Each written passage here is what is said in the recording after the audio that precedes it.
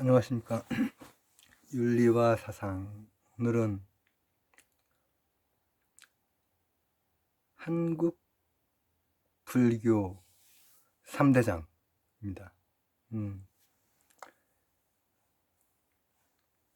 이제 우리나라에 그 훌륭한 그 스님들이 많이 계십니다. 많이 계시는데, 세 분으로 이제 교제대로 이제 그 원효대사, 의상대사, 의천대사, 그다음에 그 진울대사, 이렇게 세 분을 이제 중심으로 이제 하도록 하겠습니다.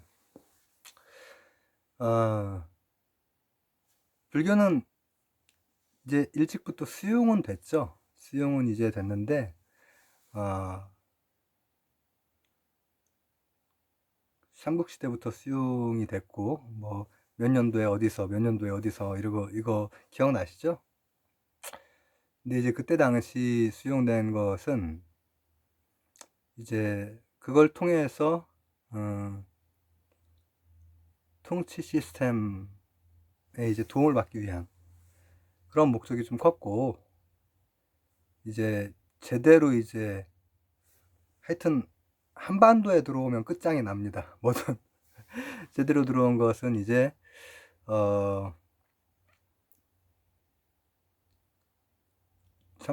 고대 이제 후반기부터 이제 통일신라 뭐 이 정도가 될 텐데, 이제 승랑대사라고 하는 고구려에 이제 아주 엄청난 스님이 계셨고, 그리고 3대장 외에도 양교판서 서산대사라든지 또 그 성욱 경허대사라든지 많이 있지만은, 교과서에서는 이제 세 분을 중심으로 이제 나와 있습니다. 이 교재에서는. 근데 우선 첫 번째 이제 원효대사는 모르겠습니다. 이 한반도에서 지금까지 원효대사 원효대사가 탑 아닌가 싶을 정도로 굉장히 똑똑하십니다. 굉장히. 근데 이제 원효대사의 지문들이 이제 나올 수 있잖아요. 근데 그 지문들을 이제 여러분들이 수능 끝나고 나면은 이제 그 원전을 이제 접해 보시게 되는, 윤리사상 괜히 선택하지 않으셨을 거예요. 뭐 철학 관심이 있고 해서 선택을 하셨겠죠. 원전을 읽어보시면은 정말 많이 놀라실 겁니다. 근데 제가 이렇게 뭐 여러 그 확인을 해보면은, 교재 수능 관련해서 확인을 해보면은 대체로 대승기신론수하고 금강산매경론 두 원전에서 지문을 많이 써요. 판비랑론 이런 부분으로 딱 들어가면은 못 맞추거든. 근데 이 일심이라고 하는 것, 그렇죠? 일심, 그리고 화쟁, 이제 이런 것들을 뽑아낼 수 있어야 돼요, 지문에서. 근데 이제 여러분이 이제 수능 끝나고 나면은 대승기신 논소를 좀 어렵겠지만은 한번 읽어보십시오. 저도 수능 끝나고 나서, 제가 수능 초반 세대거든요. 읽어보고 엄청 놀랐어요. 어디에서 놀랐냐면은, 둘이 없는데 하나가 어디 있느냐, 여기에서 굉장히 놀랐어요. 그리고 그 이후에 또 이제 대학생이 되고 나서 이제 판비랑론 이런 거 읽을 때 정말 스마트 하시구나, 이런 걸 많이 느꼈고, 둘이 없는데 하나가 어디 있느냐, 이 일심이라고 하는 게 이제 애매하잖아요. 근데 이제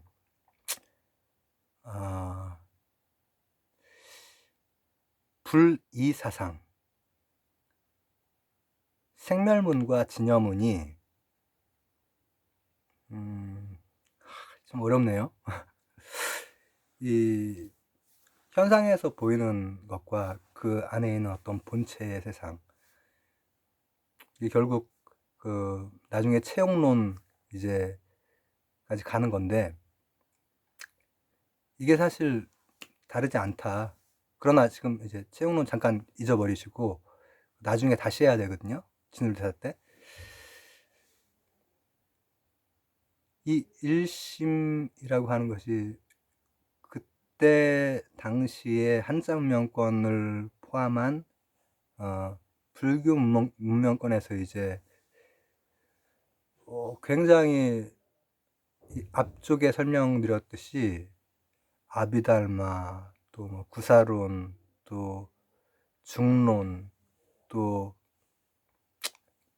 유식, 이런 것들이 굉장히 학술적으로 막 이렇게 복잡해지기 시작하니까 그때 이제 상당히 통찰력 있고 아주 빼어난 원효대사가 이제 한 방에 이제 해결을 하신 거예요. 그래서 이제 불학자들이, 한자 문명권의 불학자들이 맞는 말이네 이렇게 끄덕일 정도까지 된 거죠. 그래서 그 일심이라고 하는 것이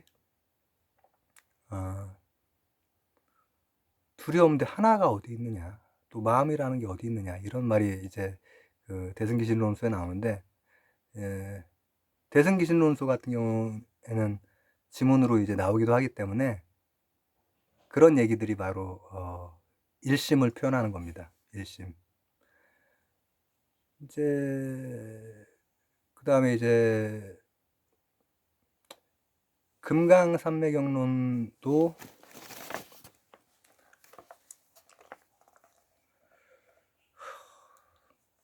이제 나오고 하는데,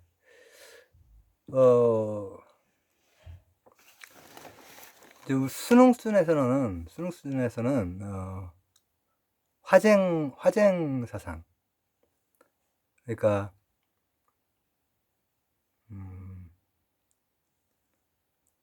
화쟁 사상을 제가 어떻게 설명해야 될지 잘 모르겠습니다만은 굉장히 다양한 그 학설들이 있고 막 이러는 것들에 대해서 그냥 뭐 우리 화해하자 이 정도 수준이 아니라 논리적으로 다 하나하나씩 이렇게 해결을 하신 분이에요, 원효대사가. 이 한자 문명권의 불교에서. 그래서 이제 화쟁에 해당되는 것들이 뭐 지문으로 복잡한 게 나오진 않겠지만은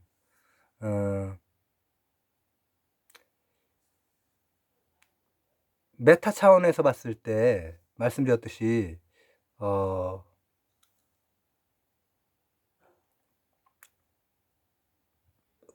이 같은 것에 대한 이 다른 각도의 설명일 수 있다라고 하는 얘기를 하신 거고, 되게 어렵네. 지문에서 어떻게 이제 그걸 찾아내느냐가 이제 우리한테 중요한 겁니다, 사실은. 그래서 일심에 해당되는 것, 그리고 화쟁에 해당되는 것을 이제 찾아내셔야 되고, 거기에 이제 핵심이 되는 것은 불이, 둘이 아니다. 그리고 진여문과 생멸문 역시도 메타 차원에서, 높은 차원에서 보면은 다른 어떤 서술일 뿐이다, 이렇습니다. 원효대사를 10분에 마쳤습니다. 그 다음에 이제 의천대사, 문종의 아들이셨죠. 그때는 이제 왕가의 아들인데 이제 불가에 이제 출가를 하시고 이제 그러셨죠. 의천대사는 좀 짧게 해도 됩니다. 대단하신 분이지만은 이제 상대적으로 다른 3대장의 다른 두 분에 비해서 교관 겸수, 그러니까 교종 선종이 있었어. 교종이 먼저 들어온 다음에 천태, 화엄, 정토 들어온 다음에 이제 선종도 들어오기 시작하는 거예요. 육조 해능 저번 시간 했죠. 그것도 이제 들어오기 시작을 하는데 이게 요거 두 개가 완전히 그냥 갈려버리면 안 돼. 원효대사 때도 화장사상이 있었지만은 불교의 그 특징 중에 하나가 이 갈림에 대해서 낙인을 찍거나 그러지 않고 인정하고 가능하면 화합하려고 노력을 많이 합니다. 3대 불교 문화권이 있어요. 티베트 불교, 상자 불교, 한자 불교. 그러나 서로를 이단으로 낙인 찍거나 그러지 않습니다. 그리고 이제 그 내외겸전. 그래서 이제 둘 다 해야 되는 거예요. 교종적인 이것도 하고 그 다음에 선정도 닦고 이렇게 해야 된다라고 하는, 어떻게 보면은 그 두 개에 대해서 언급하는 정도의 수준에 머물러요. 그래서 그거에 대해서 언급 정도 하고 있구나 라고 하는 지문. 키워드 한번 볼게요. 불법, 언어. 그러나 언어 표현에 집착도 하면 안 돼. 그리고 교 때문에 아내 것을 버리거나 또 선 때문에 바깥 것을 버리거나 이래서는 안 돼. 이 정도의 얘기. 이 정도의 얘기예요. 아이고, 의천대사 이렇게 너무 죄송하게 너무 빨리 끝났나? 이제 드디어 진울대사입니다. 쌤은 불자가 아닌데 종교가 없는데 진울대사 굉장히 존경하고 원효대사가 더 똑똑하신 것 같거든요. 원효대사 원전을 읽어보면은 정말 똑똑하십니다. 근데 저는 진울대사를 더 존경을 합니다. 타계도 없고 기행도 없고 삶의 실천이 너무 그냥 좋아요. 그래서 진울대사에서 이제 또 원효대사만큼의 시간을 드릴 것 같은데,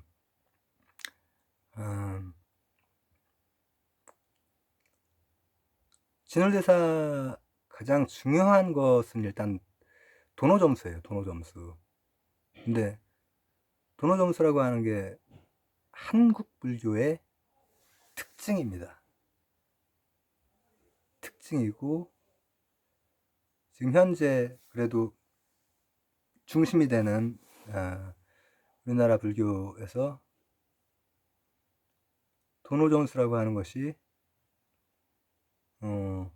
아주 핵심이고 지켜줘야 되는데, 이제 좀 돈수적인 잘못 이렇게 가면은 이제 여러 문제점, 이 공동체에서의 종교가 이렇게 문제를 일으키는 경우도 많이 있단 말이죠, 사실은. 근데 이제 도노점수가 뭐냐면은, 깨달음은 문득 이렇게 온다는 거예요. 그러나 계속해서 닦아야 된다. 왜냐하면 습이 있거든, 습. 업이 있으면은 보가 따르고, 그게 이제 불교에서의 불법이죠. 그러니까 이 순간적으로 이제 어떤 찰나에 뭔가의 깨달음이 있다라고 했을 때도 습이라고 하는 거는 아직 배어 있는 거예요, 몸에. 그래서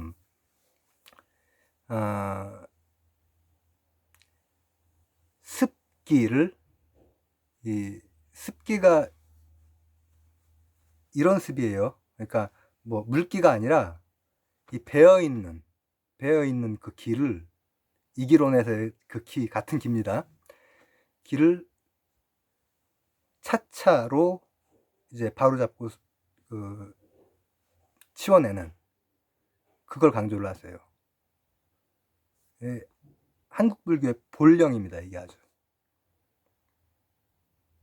그리고 여기에서 조금만 더 들어가자면은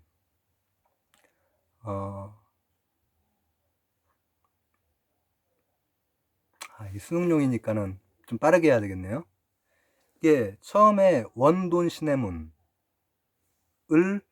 통해서 일단 도노라고 하는 게 해오, 일단 반조된 어떤 깨달음은 있어야 돼, 방향에 대한. 그 다음에 성적 등지문을 통해서 성하고 적, 성성적적이 쭉 갈 수 있는 점수에 해당되는 게 있어야 돼. 그 다음 경절문을 통해서 그때야 증득된 오, 증오.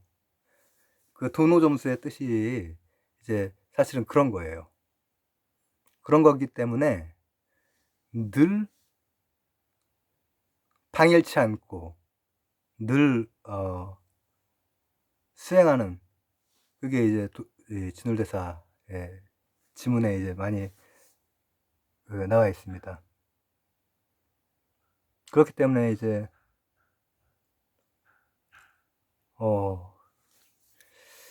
진울대사 이제 글들 보면은 한번 키워드가 한번 볼까요? 근기라는 말 불교에서 많이 쓰거든요. 상근기가 있고, 뭐 상근기는 이제 단박에 이제 깨칠 수 있다라고 얘기하는 그런 근기예요. 근데 이제 우리 대부분은 이제 그렇지 않죠. 그리고 진울대사는 그 경절문은 진울대사 바로 밑에 제자 스님이 누구시죠? 해심 스님입니다. 막 결사운동을 할 때 유불도에 다 받아들여요. 넌 불자가 아니라서 안 돼, 이게 아니라 다 받아들여요. 그래서 유자 중에서 들어온 거예요. 이제 해심 그 경절문의 완성은 이제 해심 스님이 했다라고 이제 얘기를 많이 하는데, 아마 이 교재를 쓰시는 교수님들이나 선생님들은 야, 이거 어디까지 써야 되나, 이런 고심들이 많으실 거예요. 그래서 보면은 이제 가나선으로 이제 바로 그냥 연결되는 진울대사로 이제 잡습니다. 근데 그러다 보니까는, 그리고 또 어떤 표현이 나오냐면은 정해쌍수에 대한 표현도 교광염수랑은 이제 좀 다른 게 뭐냐면은, 아까 말했듯이 체용론이 좀 본격적으로 나와요. 여기도 보면은 선정은 체이고 지혜는 용이다, 본체와 작용이라 이거예요. 체용론 얘기하는 거예요. 그러니까 정과 해에서 정이라고 하는 것은 체에 해당되는 거고, 해라고 하는 것은 용에 해당되는 것인데 떨어져 있지 않지, 당연히. 떨어져 있지 않아. 본체 즉한 작용이므로 지혜는 선정을 떠나지 않고, 또 반대로 뭐는 뭐를 떠나지 않고, 뭐 이런 게 수심결에서 이제 이렇게 나왔네요, 그죠? 수심결 외에도 지금 현대의 우리나라 불교에서 진울대사의 그 원전들이 다수 포함이 돼요. 핵심이 되는 분이십니다.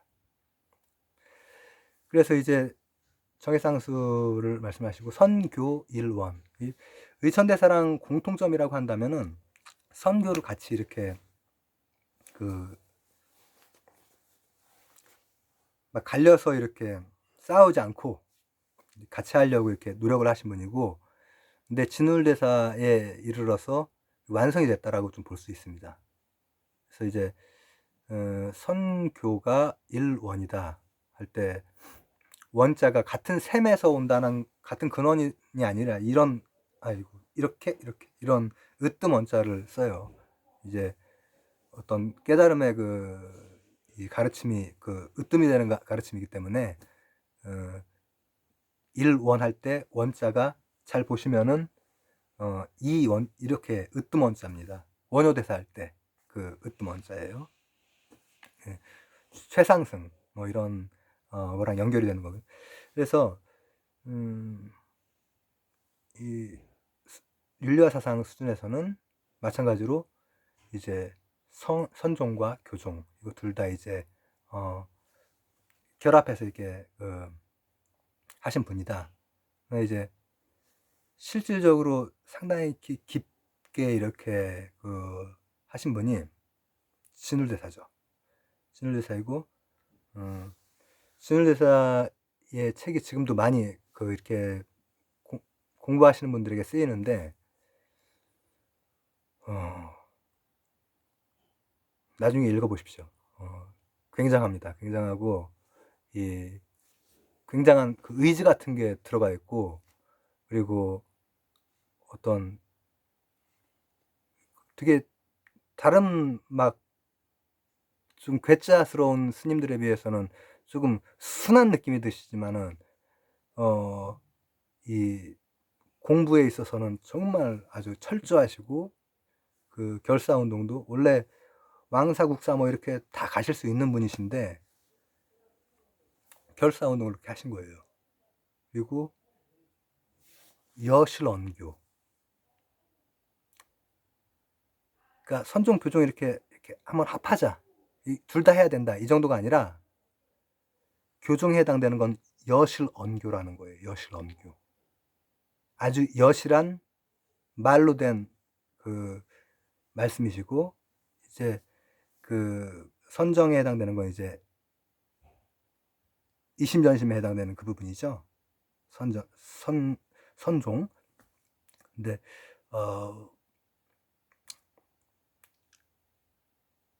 이 진울 선생 같은 경우에는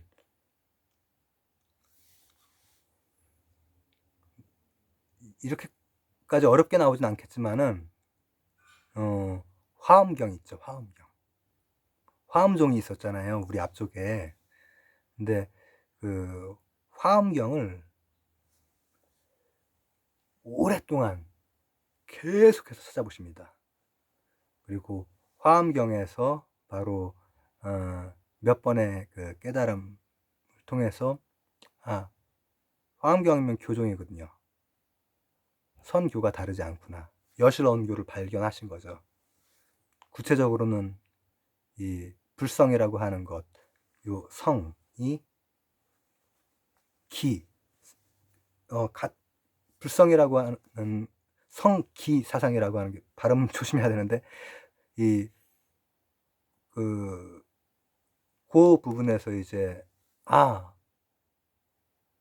이 삼선을 통한 것과 이 화엄경에 나온 거랑 정확히 같구나, 이렇게까지 이제 가시는 거죠. 물론 그 외에도 뭐 다양한 거 다 공부를 하신 분이지만, 그래서 공통점은 이단으로 낙인 찍지 않죠. 그게 이제 한국 불교의 특징이라고 이제 좀 이렇게 나옵니다. 그리고 또 토착화되고 이런 얘기가 좀 나오고,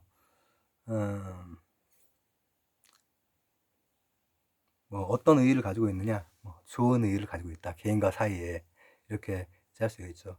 그래서 이 진울대사 같은 경우에 우리가 접하는, 우리나라에서 접하는 그 불교의 가장 핵심이라고 볼 수 있어요. 그리고 진울대사는 파괴도 없고 기행도 없어요. 그리고 IQ는 원효대사가 더 높을 것 같아요, 제가 생각할 때. 원효대사의 글은 정말 똑똑하다는 거가 바로 느껴지거든요. 근데 진울대사의 글은 이분의 이 방향이 너무 느껴져요. 방향이. 그리고 물론 똑똑하시고요. 그리고 일본에도 많은 영향을 주시고 이렇게 했습니다. 자, 이렇게 해서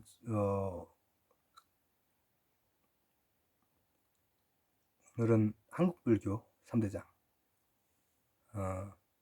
대해서 한번 살펴봤습니다. 갈수록 강의가 어려워지는 거 아닌가 모르겠네. 뒤에 좀 더 이제 난이도 조절을 좀 해서 하도록 하겠습니다. 그래도 이제 이 철학에 관심 있어서 이렇게 오신 거니까는 좀 이 정도까지는 뭐 괜찮잖아요. 그죠? 감사합니다.